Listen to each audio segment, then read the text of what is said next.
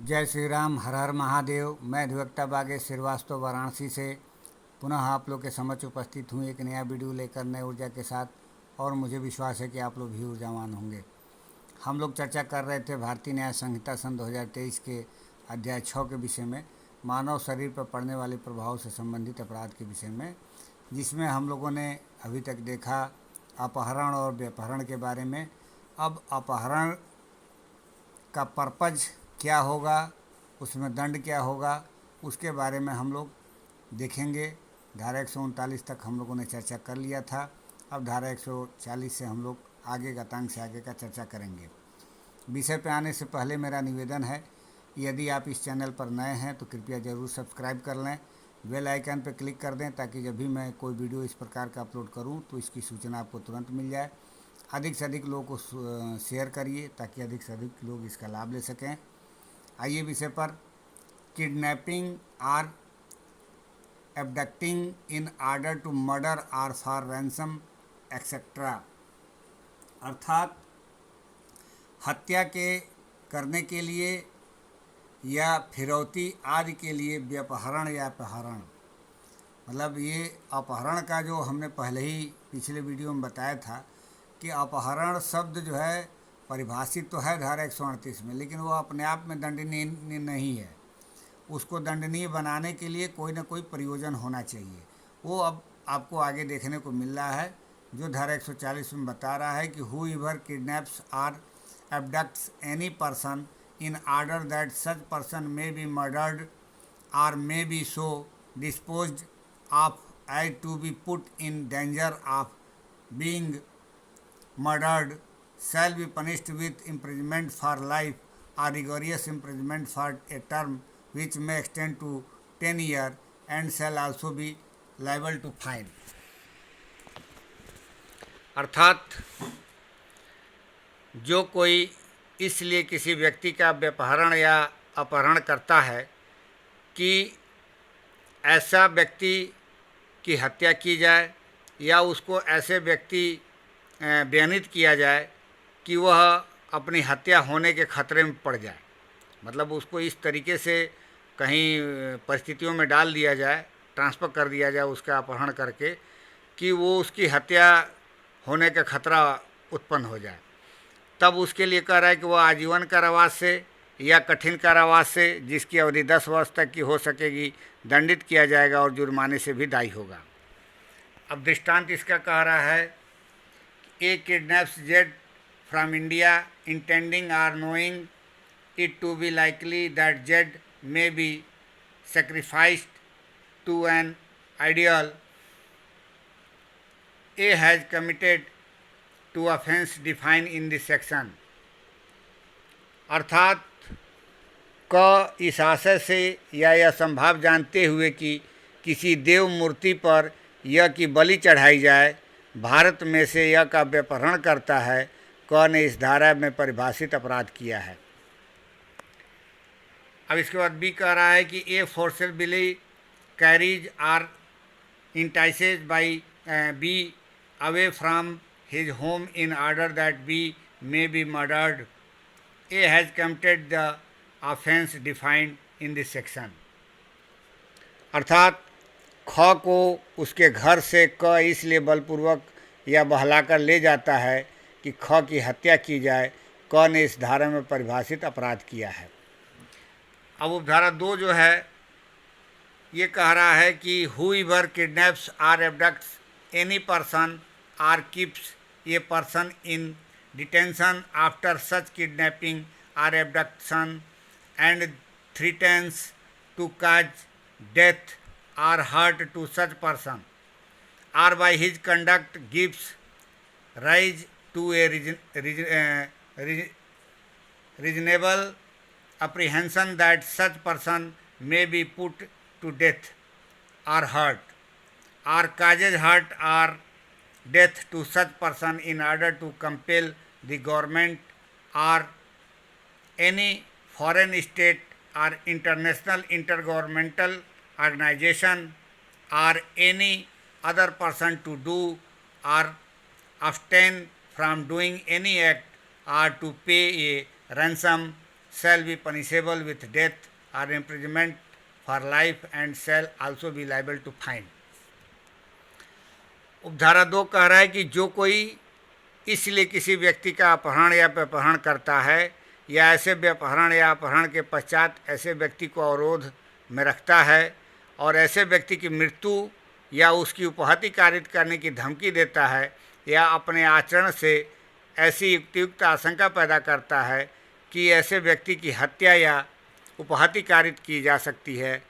या ऐसे व्यक्ति को उपहति या उसकी मृत्यु कारित करता है जिससे कि सरकार या किसी विदेशी राज्य या अंतर्राष्ट्रीय स्तर अंतर शासनात्मक संगठन या किसी अन्य व्यक्ति को किसी कार्य को करने या करने से विरत रहने के लिए या फिरौती देने के लिए विवश किया जाए, वह मृत्यु या आजीवन कारावास से दंडित किया जाएगा और जुर्माने से भी दायी होगा। देखिए, अपहरण का रूप बदल रहा है,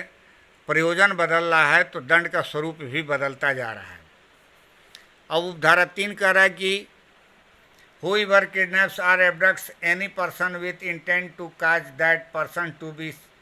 secretly and wrongfully confined shall be punished with imprisonment of either description for a term which may extend to 7 years and shall also be liable to fine। अर्थात जो कोई इस आशय से किसी व्यक्ति का व्यपहरण या अपहरण करता है कि उसका गुप्त रूप से और सदोष विरोध किया जाए, वह दोनों में से किसी बात के कारावास से जिसकी अवधि 7 वर्ष तक की हो सकेगी दंडित किया जाएगा और जुर्माने का भी दायी होगा। इसका आखिरी उपधारा है, उपधारा 4 कह रहा है कि whoever kidnaps or abducts any person in order that such person may be subjected or may be so disposed of as to be put in danger of being subjected to grievous hurt or slavery or to the unnatural lust of any person or knowing it to be likely that such person will be so subjected or disposed of shall be punished with imprisonment of either description for a term which may extend to 10 years and shall also be liable to fine। जो कोई किसी व्यक्ति का अपहरण या व्यपहरण इसलिए करता है कि उसे घोर उपहति या दासत्व मतलब कि उसको एक प्रकार से गुलाम बनाना का या किसी व्यक्ति की प्रकृति विरुद्ध काम वासना का विषय बनाया जा सके या बनाए जाने के खतरे में पड़ सकता है, तो वैसे उसे व्यनित किया जाए या संभाव्य जानते हुए करता है कि ऐसे व्यक्ति को उपर्युक्त बातों का विषय बनाया जाएगा या उपयुक्त रूप से व्यनित किया जाएगा, वह दोनों में से किसी भांति के कारावास से जिसकी अवधि 10 वर्ष तक की हो सकेगी दंडित किया जाएगा और जुर्माने से भी दायी होगा। यहाँ देखिए, जरूरी नहीं है कि वो कार्य किया ही गया हो। उपधारा 4 में संभावना की भी स्थिति है। अगर उसके वो जो पीड़ित व्यक्ति है उसको इस बात का प्रतीत होता है कि उसके साथ ऐसी कोई घटना हो सकती है भविष्य में, जिसका उद्देश्य ये है जो इस सब धारा में दिया गया है, मतलब उसको आशंका उत्पन्न हो जाए कि वो इस ऐसे खतरे में पड़ गया है कि उसे या तो प्रकृति विरुद्ध काम वासना के विषय में लगा दिया जाएगा या उसके साथ घोर उपहति किया जाएगा या दासत्व के श्रेणी में डाल दिया जाएगा, मतलब उसको कहीं गुलाम बना करके भेज दिया जाएगा। तो उस कंडीशन में भी यदि उसको ऐसा अपने आप को एग्रीव महसूस करता है तो इस प्रकार से जिस व्यक्ति द्वारा कोई घटना कारित किया गया है, अपराध कारित किया गया है, तो इस उपधारा 4 के तहत दंडनीय हो जाएगा। अब जो धारा 141 है वो थोड़ा बहुत चेंज करते हुए लाया गया है। इसमें कह रहा है कि इम्पोर्टेशन ऑफ गर्ल और बॉय फ्रॉम फॉरेन कंट्री, मतलब विदेश से बालिका या बालक आयात करना 2 तरह का है। एक तो जब धारा 143 में आप पढ़ेंगे कि व्यक्ति का दुर्व्यापार करने के पर्पज से जब कोई कार्य किया जाता है तो चाहे भारत के बाहर से किया गया हो चाहे भारत के अंदर से कोई किसी का किया गया हो तो सेम दंड है। लेकिन ये जो धारा है ये कह रहा है कि विदेश से बालिका का या बालक का आयात करना, मतलब पर्पज क्या है उसका, जो खासकर वेश्यावृत्ति के रूप में ढकेल देते हैं या किसी को ज़बरदस्ती खरीद कर शादी करवा देते हैं, तो उन सब चीज़ों के लिए धारा 141 इसमें बनाया गया, थोड़ा बहुत चेंज करके लाया गया है। कह रहा है कि whoever imports into India from any country outside India any girl under the age of 21 year or any boy under the age of 18 year। देखिए यहाँ दो चीज़ अंतर करके किया है कि यदि लड़की हो तो 21 साल का कर दिया है और लड़का हो तो 18 साल के नीचे का हो। विथ इंटेंट दैट गर्ल और boy may be or knowing it to be likely that girl or boy will be forced or seduced to illicit intercourse with another person shall be punishable with imprisonment which may extend to 10 years and shall also be liable to fine। यानी कि जो कोई 21 वर्ष से कम आयु का किसी बालिका का या 18 वर्ष से कम आयु का किसी बालक का भारत के बाहर के किसी देश से उस बालिका या बालक को किसी अन्य व्यक्ति से अनुचित संभोग करने के लिए विवश या विलुप्त करने के आशय से या यह संभाव्य जानते हुए कि इसके द्वारा बालिका या बालक को विवश या विलुप्त किया जा सकेगा भारत में आयात करता है, वह कारावास से जिसकी अवधि 10 वर्ष तक की हो सकेगी दंडित किया जाएगा और जुर्माने से भी दायी होगा। अब धारा 142 कह रहा है कि wrongfully concealing or keeping in confinement kidnapped or abducted person, यानी कि जो व्यापहृत है या अपहृत व्यक्ति को सदोष रूप से छिपाया गया है या परिरोध में रखा गया है तो भी उसके लिए दंड। Whoever knowing that any person has been kidnapped or has been abducted wrongfully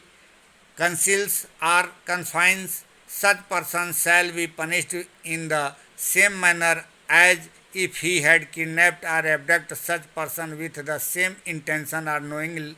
knowledge or for the same purpose as that with or for which he conceal or detains such person in confinement। ये एक प्रकार से वैकेरियस liability की बात है, absolute liability की बात है। इसमें इस धारा में ये अलग से कोई दंड का बात नहीं करता है। ये कह रहा है कि जो कोई यह जानते हुए कि कोई व्यक्ति अपहृत या व्यपहृत किया गया है ऐसे व्यक्ति को सदोष छिपाता है या परिरोध में रखता है तो वह उसी प्रकार दंडित किया जाएगा मानो उसने उसी आशय या ज्ञान का प्रयोजन या उस प्रयोजन से ऐसे व्यक्ति का व्यपहरण या अपहरण किया है जिससे उसने ऐसे व्यक्ति को छिपाया या परिरोध में निरुद्ध रखा है। मतलब इसमें जो मेन एक्यूज है उस एक्यूज का जो पर्पज होगा और वो उस पर्पज से जिस धारा में दंडनीय होगा वही हुबहू धारा इनके ऊपर भी लग जाएगा यदि किसी व्यक्ति अपहृत या व्यपहृत व्यक्ति को सदोष रूप से छिपाते हैं या परिरोध में रखते हैं। तो जैसे कोई व्यक्ति किसी व्यक्ति का अपहरण किया और ले जा करके अपने रिश्तेदार के यहाँ रख दिया रात भर के लिए और कहा इसको रात भर के लिए रखो। अब उसका उद्देश्य तो उसका मर्डर करना रहा होगा। अब वो ले गया कहीं उसका मर्डर कर दिया फिर दूसरे दिन ले जा करके, तो भले वो रात भर अपने घर में रखे तो जितना दंड का मेन अभियुक्त दायी होगा उतना ही दंड का ये भी दायी होंगे। ये धारा 142 ही कह रहा है। अब जो धारा 143 है वो ट्रैफिकिंग ऑफ पर्सन, यहाँ पे थोड़ा सा चेंज करते हुए दिया गया है, रखा गया इसमें, उसको देखते हैं। पुरानी धाराओं को भी समाहित किया गया है, कुछ इसमें बदलाव है। ये जो बेगरी शब्द है उसको में बदलाव किया गया है और बाकी सब लगभग वही है। तो देखा जाए क्या है इसमें। धारा 143 कह रहा है कि whoever for the purpose of exploitation recruits, transports, harbors, transfers or receives a person or persons by using threats। अब इसका उद्देश्य क्या है? अगर जो कोई व्यक्ति का जो कोई शोषण करने के प्रयोजन से किसी व्यक्ति या किन्हीं व्यक्ति को भर्ती करता है, परिवहनित करता है, संश्रय देता है, स्थानांतरित करता है या गृहीत करता है, और पर्पज़ क्या है उसका? Using threats. पहला है धमकियों का प्रयोग करके वो करता है। पर्पज़ का प्रयोग जो है माध्यम क्या है उसका करके। दूसरा कह रहा है कि using force or any other from the coercion. तीसरा कह रहा है कि बाय एब्डक्शन चौथा कह रहा है बाई प्रैक्टिसिंग फ्रॉड और डिसेप्शन, और ई कह रहा है बाई एब्यूज ऑफ पावर, और एफ कह रहा है कि by inducement including the giving और रिसीविंग ऑफ पेमेंट्स और benefits in order to achieve the consent of any person having control over the person recruited, transported, harbored, transferred or received। मतलब इसका ये है कि जो कोई शोषण के प्रयोजन से धमकियों का प्रयोग करके, पहला है, दूसरा है बल या किसी भी अन्य प्रकार से प्रपीड़न का प्रयोग करके, तीसरा है व्यपहरण द्वारा, चौथा है कपट का प्रयोग करके या प्रवंचना द्वारा, पांचवा है शक्ति का दुरुपयोग करके, और आखिरी में कह रहा है कि उत्प्रेरणा द्वारा, जिसके अंतर्गत ऐसे किसी व्यक्ति को जो भर्ती किए गए, परिवहनित किए गए, संस्कृत या स्थानांतरित या गृहीत व्यक्ति पर नियंत्रण रखता है, सम्मति प्राप्त करने के लिए भुगतान करता है या फ़ायदा देता है या प्राप्त करना भी आता है उसमें, तो वह दुर्व्यापार का अपराध करता है। यहाँ शब्द है दुर्व्यापार, ट्रैफिकिंग ऑफ पर्सन। वो क्या करता है? उस व्यक्ति का दुर्व्यापार करता है। पर्पज क्या है उसका? पर्पज यही है कि किसी प्रयोजन से भर्ती करना, परिवहनित करना, संश्रय देना, स्थानांतरित करना, गृहीत करना या ये दुर्व्यापार का अपराध होगा। अब इसके बाद से commits the offence of trafficking, तब वो क्या करता है कि ट्रैफिकिंग का यानी कि दुर्व्यापार का अपराध कारित करता है। अब एक्सप्लेनेशन जो दिया है वो शोषण का एक बताता है कि शोषण क्या है। The expression exploitation shall include any act of physical exploitation और any form of sexual exploitation, slavery और practices similar to slavery, servitude, beggary और फोर्स्ड रिमूवल ऑफ ऑर्गन्स। शोषण के अंतर्गत जो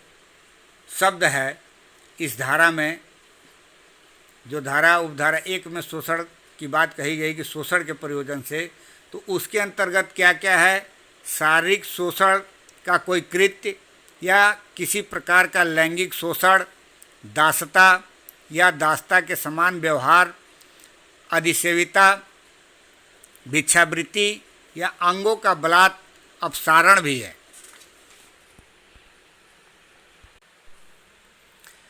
अब इसका स्पष्टीकरण 2 कह रहा है कि the consent of the victim is immaterial in determination of the offence of trafficking. मतलब दुर्व्यापार के अपराध के अवधारण में पीड़ित की सम्मति महत्वहीन है। माने ये नहीं कहा जा सकता है कि उसने अपना कंसेंट दिया था इसलिए हम उसका दुर्व्यापार नहीं किए हैं। अब धारा 2 कह रहा है कि whoever commits the offence of trafficking shall be punished with rigorous imprisonment for a term which shall not be less than 7 years but which may extend to 10 years and shall also be liable to fine। जो कोई दुर्व्यापार का अपराध करता है वह कठिन कारावास से, जिसकी अवधि 7 वर्ष से कम की नहीं होगी, किंतु जो 10 वर्ष तक की हो सकेगी, दंडित किया जाएगा और जुर्माने का भी दायी होगा। एक सिंपल दंड के बारे में बताता है। अब आगे देखिए, उपधारा 3 कह रहा है कि whoever the offence involves the trafficking of more than one person, it shall be punishable with rigorous imprisonment for a term which shall not be less than 10 years but which may extend to imprisonment for life and shall also be liable to fine। जहाँ अपराध में एक से अधिक व्यक्तियों का दुर्व्यापार अंतर्वलित है, वहाँ वह व्यक्ति कारावास से जिसकी अवधि 10 वर्ष से कम की नहीं होगी, कठिन कारावास से जिसकी अवधि 10 वर्ष से कम की नहीं होगी, किंतु जो आजीवन कारावास तक हो सकेगी, दंडित किया जाएगा और जुर्माने का भी दायी होगा। उपधारा 4 कह रहा है कि where the offence involves the trafficking of a child, it shall be punishable with rigorous imprisonment for a term which shall not be less than 10 years, but which may extend to imprisonment for life and shall also be liable to fine. उपधारा 4 सिर्फ child की बात करता है कि जहां अपराध में किसी शिशु का दुर्व्यापार अंतर्वलित है वहां वह कठिन कारावास है जिसकी अवधि 10 वर्ष से कम की नहीं होगी, किंतु जो आजीवन कारावास तक की हो सकेगी, दंडित किया जाएगा और जुर्माने का भी दायी होगा। यहाँ चाइल्ड यदि पुरुष का है तो 18 साल होगा, महिला है तो 21 साल होगा, चूँकि पहले ही एक्सप्लेन कर दिया है। अब उपधारा 5 कह रहा है कि where the offence involves the trafficking of more than one child, it shall be punishable with rigorous imprisonment for a term which shall not be less than 14 years, but which may extend to imprisonment for life and shall also be liable to fine. जहां अपराध में एक से अधिक किसी शिशु का दुर्व्यापार अंतर्वलित है वहां कठिन कारावास है जिसकी अवधि 14 वर्ष से कम की नहीं होगी, किंतु जो आजीवन कारावास तक की हो सकेगी, दंडित होगा और जुर्माने का भी दायी होगा। उपधारा 6 कह रहा है कि if a person is convicted of the offence of trafficking of a child on more than one occasion, then such person shall be punished with imprisonment for life, which shall mean imprisonment for the remainder of that person's natural life, and shall also be liable to fine. यदि किसी व्यक्ति को किसी शिशु का एक से अधिक अवसरों पर दुर्व्यापार किए जाने के अपराध के लिए पहले ही सिद्ध दोष ठहराया गया है तो यहाँ इनहेंस पनिशमेंट की बात आ गया है, तो यह व्यक्ति आजीवन कारावास जिससे उस व्यक्ति के शेष प्राकृतिक जीवन काल के लिए कारावास अभिप्रेत होगा से दंडित किया जाएगा और जुर्माने से भी दायी होगा। मतलब अगर जो पहले भी कभी सज़ा पा चुका है इस तरह का कोई अपराध कारित करने में, तो अब उसको जो है आजीवन कारावास का मतलब कि पूरी लाइफ टाइम जितना उसका प्राकृतिक जीवन है वो भोगना पड़ेगा यदि सज़ा दे दिया जाता है, इसमें साबित हो जाता है। तो 7वां उपधारा कह रहा है इसका, when a public servant or a public officer is involve in the trafficking of any person then such public servant or public police officer shall be punished with imprisonment for life, which shall mean imprisonment for the remainder of that person's natural life and shall also be liable to fine. अगर जो कोई ऐसे अपराध में कोई लोक सेवक या कोई पुलिस अधिकारी किसी व्यक्ति के दुर्व्यापार में अंतर्वलित है तो वहाँ ऐसा लोक सेवक या पुलिस अधिकारी आजीवन कारावास जिससे उस व्यक्ति के शेष प्राकृतिक जीवन काल के लिए कारावास है अप्रेत है दंडित किया जाएगा और जुर्माने का भी दायी होगा। चूँकि वीडियो लंबा होगा इसलिए मैं यहाँ पे विराम देना चाहूँगा, आगे का जो भी सेक्शन होगा हम लोग अन्य वीडियो में चर्चा करेंगे। यहाँ देखिए जो उपधारा 7 है धारा 143 का, ये एक प्रकार से गुरुतर दंड की बात किया है और होना ये चाहिए था यहाँ पे इसको सीधे सीधे आजीवन कारावास के साथ साथ मृत्युदंड की भी सज़ा होनी चाहिए, क्योंकि अकाउंटेबिलिटी किसी लोक सेवक की और पुलिस की बहुत ज़्यादा समाज के प्रति बन जाती है। तो केवल शेष प्राकृतिक काल तक ही दे देना हमारे हिसाब से तो दंड का स्वरूप यहाँ पे कम लग रहा है, यहाँ पे मृत्युदंड होना चाहिए था। बहरहाल विधायिका का जो भी मंशा होगा बहुत सोच समझ करके इन सब धाराओं को रखा गया है, तो इस पर मेरा कमेंट नहीं है, ये मेरा व्यक्तिगत ओपिनियन रहा है। फिलहाल आप लोग बेयर एक्ट ज़रूर पढ़िएगा, मैंने जो भी बातें कही है आप लोग को समझ में ज़रूर आई होगी और कमेंट्री भी आप लोग देखिएगा। इसमें जितने भी दंड का प्रावधान हमने व्याख्या किया है पढ़ा है, खासकर तैयारी करने वाले स्टूडेंट लोगों के लिए ज़रूरी है जो HSS की तैयारी कर रहे हैं या लोअर डिवीज़न की, क्योंकि ये सब कीवर्ड के रूप में पूछा जाता है। जब परीक्षाएं आती हैं तो उस समय कीवर्ड के रूप में ये काम करता है। इन्हीं सब क्वेश्चनों को 4 ऑप्शन रहेंगे, उसमें 14 वर्ष दे दिया गया होगा ऑप्शन, 20 वर्ष ऑप्शन दे दिया होगा दंड का, और आपको आंसर देने में पढ़े रहेंगे तो सहूलियत होगा, नहीं पढ़े रहेंगे तो फिर भगवान भरे से एग्ज़ाम तो दे ही देंगे। बहुत ज़्यादा हम इस पर विस्तृत नहीं जाएंगे, मिलते हैं अगले वीडियो में, तब तक के लिए इजाज़त दीजिए, धन्यवाद।